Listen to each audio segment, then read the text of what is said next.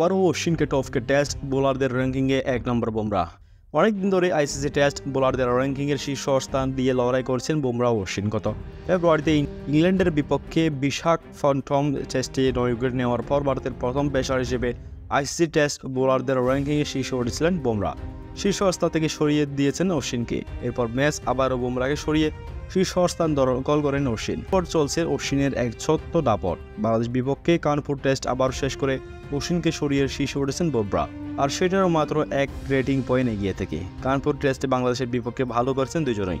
বুমরাহ নিয়েছেন 6 উইকেট, অশ্বিন নিয়েছেন 5টি। তবে 6 উইকেট নেওয়ার বুমরাহের রেটিং পয়েন্ট বেড়েছে 16। বর্তমানে তার রেটিং পয়েন্ট রয়েছে 870। আর কানপুরের 5 উইকেট নেওয়ার পরও 2 রেটিং পয়েন্ট কমেছে অশ্বিনের। তাতে এই স্পিনারের রেটিং হয়েছে 839। বাংলাদেশের বিপক্ষে কানপুরে ম্যাচ সেরা হন জশম্বি জয়সোলার। দ্বিতীয় টেস্টের প্রথম ইনিংসে জয়সোলার করেন 51 বলে 72, আর দ্বিতীয় ইনিংসে খেলেন 45 বলে 51 রান ইনিংস। টেস্টের 2 ইনিংসে 100-এর বেশি স্ট্রাইক রেখে 50 করার প্রথম ভারতীয় জয়সওয়াল। এমন ধরনের টেস্টে করানোর পরও 2 ধাপ এগিয়ে রয়েছেন জয়সওয়াল। আইসিসি টেস্টে ব্যাটসম্যানদের র্যাঙ্কিং আছেন ক্যারিয়ার সেরা অবস্থান 3 নম্বরে। তার রেটিং এখন পর্যন্ত 792। এটিও ক্যারিয়ার সেরা। প্রিয় দর্শক, ক্রিকেটকে ভালোবাসলে অবশ্যই চ্যানেলটি সাবস্ক্রাইব করবেন।